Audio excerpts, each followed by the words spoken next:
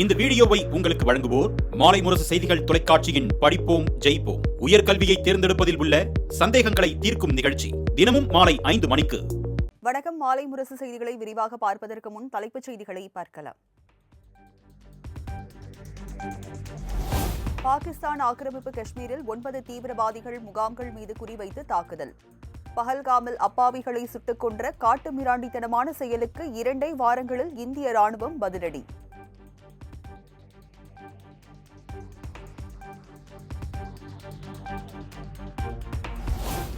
Operation Sindoor Pahalgam தாக்குதலுக்கு நீதி நிலைநாட்டப்பட்டது. ஜெய்ஹிந்த். இந்திய ராணுவம் வெற்றி முழக்கம்.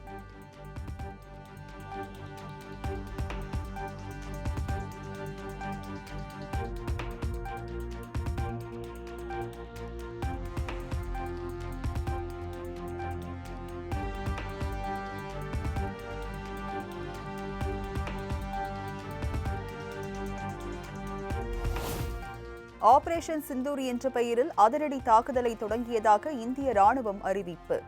தாக்குதலுக்கு தயார் எனவும் வெற்றிக்கான பயிற்சி எனவும் இந்திய ராணுவம் வீடியோ பதிவு. The burden of my brothers and sisters' pain. So I'll find you. You can hide in the distance between shadow and dust.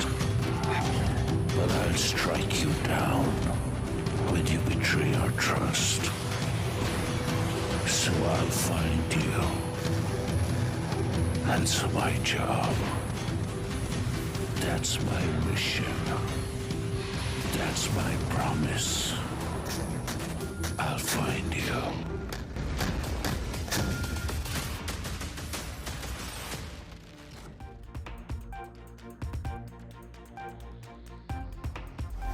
பயங்கரவாதிகளின் கட்டமைப்பை அழிக்கவே ஆபரேஷன் சிந்தூர் நடத்தப்பட்டுள்ளது. மத மோதலை தூண்டும் வகையில் பஹல்காமில் தாக்குதல் நடத்தப்பட்டுள்ளதாக வெளியுறவுத்துறை செயலாளர் விக்ரம் மிஸ்ரி விளக்கம்.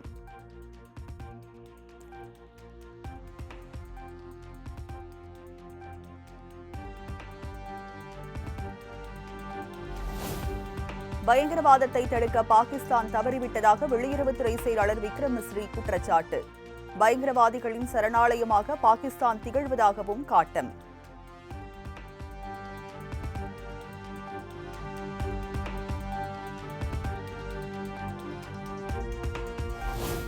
கோட்லி, பாவல்பூர், முசாஃபராபாத் ஆகிய பகுதிகளில் ஏவுகணைகளை வீசி இந்திய படையினர் தாக்குதல்.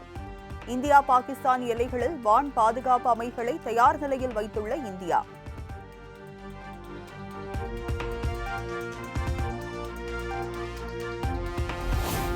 பாகிஸ்தான் ராணுவத்தை குறிவைத்து தாக்குதல் நடத்தப்படவில்லை. மிகுந்த நிதானத்துடன் இலக்குகளை தேர்ந்தெடுத்து தாக்குதல் நடத்தப்பட்டதாகவும் இந்திய ராணுவம் விளக்கம்.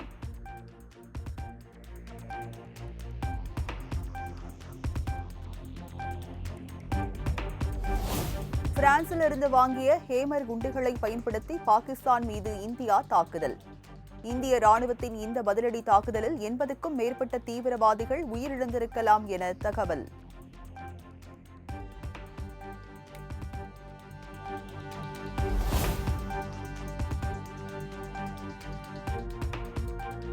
பாகிஸ்தான் ஆக்கிரமிப்பு காஷ்மீரில் 9 தீவிரவாதிகள் முகாம்கள் மீது தாக்குதல் நடத்திய விவகாரம்.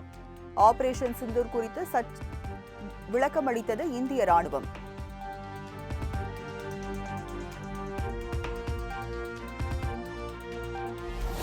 இந்தியா நடத்திய பதிலடி தாக்குதலால் நள்ளிரவில் பீதியில் உறைந்த லாகூர் மக்கள். பாகிஸ்தானின் லாகூரில் அவசர நிலை பிரகடனம் செய்யப்பட்டதாக தகவல்.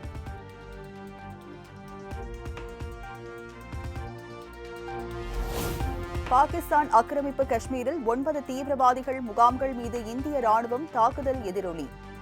லாகூர், சியால்கோட் விமான நிலையங்கள் 2 நாட்களுக்கு மூடப்படுவதாக பாகிஸ்தான் அறிவிப்பு.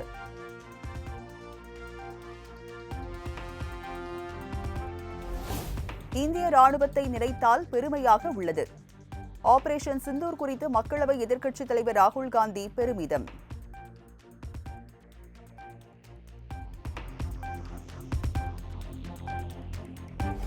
புல்வாமா தாக்குதலின் போது தீவிரவாதிகளுக்கு பயிற்சி அளித்த பகவல்பூர் முகாம் குண்டுவீசி அழிப்பு. முரிட்கேவில் மட்டும் 30 தீவிரவாதிகள் கொல்லப்பட்டதாக தகவல்.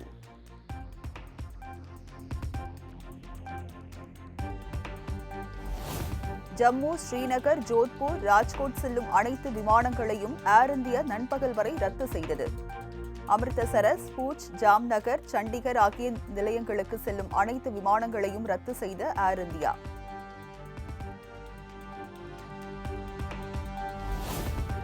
ஸ்ரீநகர் விமான நிலையம் இந்திய விமானப்படை கட்டுப்பாட்டில் கொண்டு வரப்பட்டது. அனைத்து பயணிகளின் விமான நடவடிக்கைகளும் மறு அறிவிப்பு வரும் வரை நிறுத்தி வைப்பு.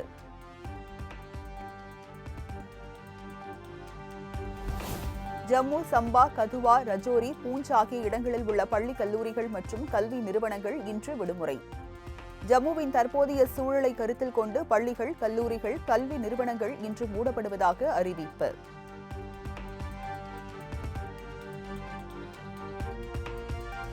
காஷ்மீரில் எல்லை கட்டுப்பாடு கோடு அருகே பாகிஸ்தான் நடத்திய பீரங்கி தாக்குதலுக்கு இந்தியா பதிலடி. பாகிஸ்தான் தாக்குதலில் 7 இந்தியர்கள் உயிரிழந்த நிலையில் இந்தியா நடத்திய பதில் தாக்குதலில் பாகிஸ்தான் வீரர்கள் உயிரிழந்ததாக தகவல்.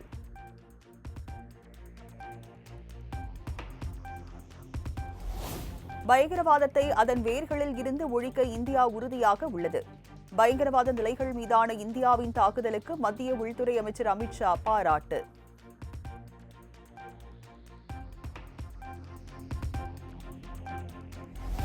பயங்கரவாத தாக்குதலுக்கு எதிராக இந்திய ராணுவத்துடன் தேசத்திற்காக தமிழ்நாடு உறுதியாக நிற்கிறது.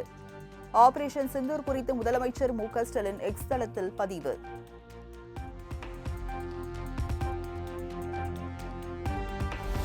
முப்படை தலைமை தளபதிகளுடன் பாதுகாப்புத்துறை அமைச்சர் ராஜ்நாத் சிங் ஆலோசனை. காஷ்மீரில் தற்போதைய சூழல் உள்ளிட்ட விவகாரங்கள் குறித்து கேட்டறிந்ததாக தகவல்.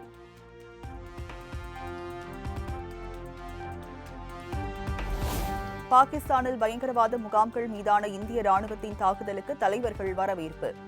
சரத்பவார், சந்திரபாபு நாயுடு, லல்லு பிரசாத் யாதவ் உள்ளிட்ட வரவேற்று எக்ஸ் வலைதளத்தில் பதிவு.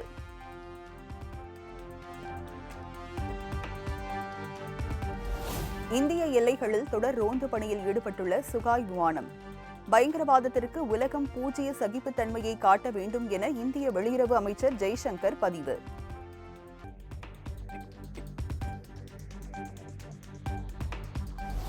ஆபரேஷன் சிந்தூர் குறித்து பல்வேறு உலக நாடுகளின் தலைவர்களிடம் இந்தியா விளக்கம்.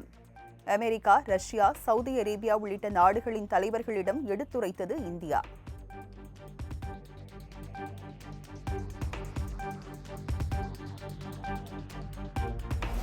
பயங்கரவாத நிலைகள் மீது ஆபரேஷன் சிந்தூர் என்ற பெயரில் இந்திய ராணுவத்தில் நடத்திய தாக்குதலுக்கு மக்கள் வரவேற்பு. இந்திய ராணுவம் ஜிந்தாபாத், பாரத் மாதா கி ஜெய் என பொதுமக்கள் முழக்கம்.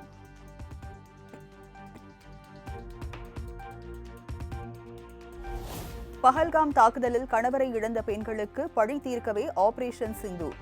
பெண்கள் நெற்றியில் வைக்கும் குங்குமத்தை குறிக்கவே சிந்தூர் என பெயர் வைத்து ராணுவம் நடவடிக்கை.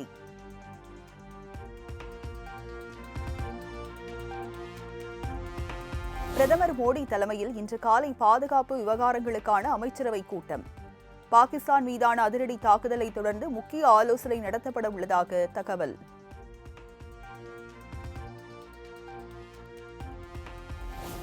இந்தியா, பாகிஸ்தான் இடையேயான போர் பதற்றம் விரைவில் தணியும் அமெரிக்க அதிபர் டொனால்டு டிரம்ப் நம்பிக்கை. இரு நாட்டு தாக்குதல் நிலைமையை உன்னிப்பாக கவனித்து வருவதாக அமெரிக்க வெளியுறவுத்துறை தகவல்.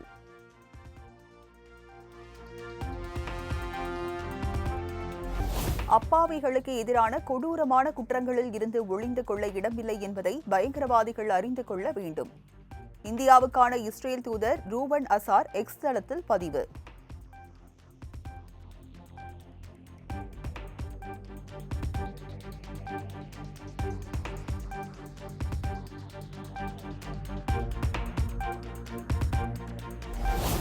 போர் அச்சத்தில் பாகிஸ்தானில் உள்ள வங்கிகளில் இருந்து பொதுமக்கள் அதிக அளவில் பணத்தை திரும்ப பெற்று வருவதாக தகவல்.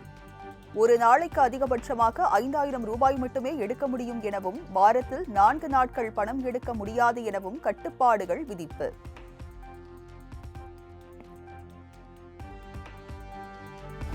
பிரதமர் மோடியின் தலைமையில் நீதி நிலைநாட்டப்பட்டுள்ளதாக அதிமுக பொதுச் செயலாளர் எடப்பாடி பழனிசாமி கருத்து.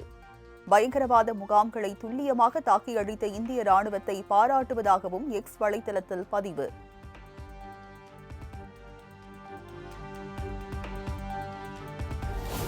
உள்துறை அமைச்சகத்தின் உத்தரவின் பேரில் நாட்டின் பல்வேறு பகுதிகளில் போர் ஒத்திகை தொடங்கியது. பயங்கரவாத தாக்குதலின் போது மேற்கொள்ளப்பட வேண்டிய பாதுகாப்பு நடவடிக்கைகள் தொடர்பாக பயிற்சி.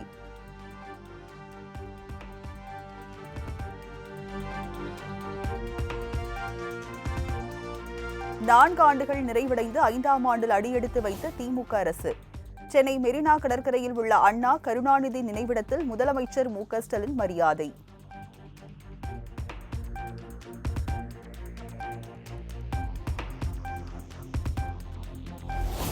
தமிழ்நாடு அரசு போக்குவரத்து கழகங்களின் சார்பில் 214 புதிய பேருந்து சேவை தொடக்கம்.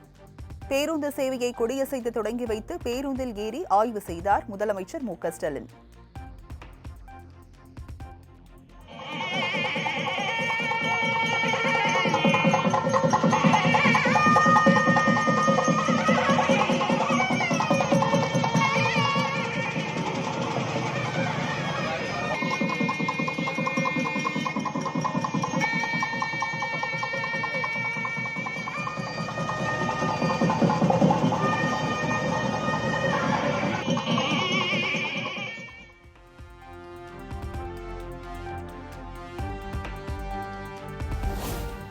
உலக புகழ்பெற்ற தஞ்சை பெரிய கோயில் தேரோட்டம் கோலாகலம்.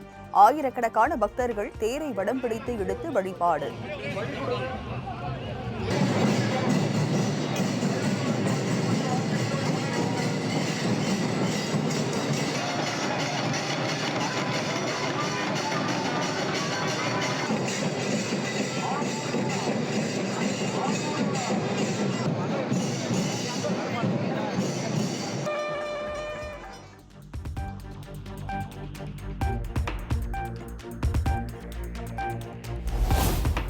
போராளியின் சண்டை தொடங்கியது, பணி நிறைவேறும் வரை நிறுத்த வேண்டாம், முழு நாடும் உங்களுடன் உள்ளது.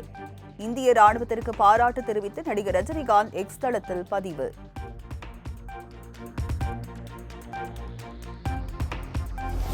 வாட்டிகன் நகரில் ஜாமர்கள் பயன்படுத்தி செல்போன் சிக்னல் துண்டிப்பு. போப்பை தேர்வு செய்வதற்கான ரகசிய வாக்கெடுப்பு நடைபெறுவதையொட்டி நடவடிக்கை.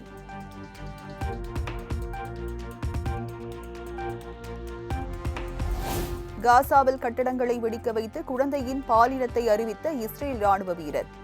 இஸ்ரேலின் மனிதாபிமானமற்ற செயலுக்கு குவியும் கண்டனங்கள்.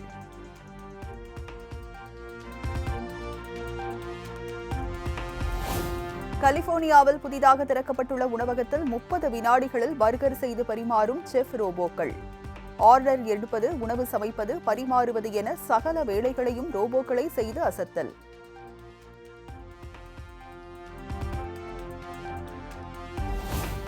ஐபிஎல் கிரிக்கெட் லீக் போட்டியில் குஜராத் டைட்டன்ஸ் அணி திரில் வெற்றி. 3 விக்கெட் வித்தியாசத்தில் மும்பை அணியை வீழ்த்தி அசத்தல்.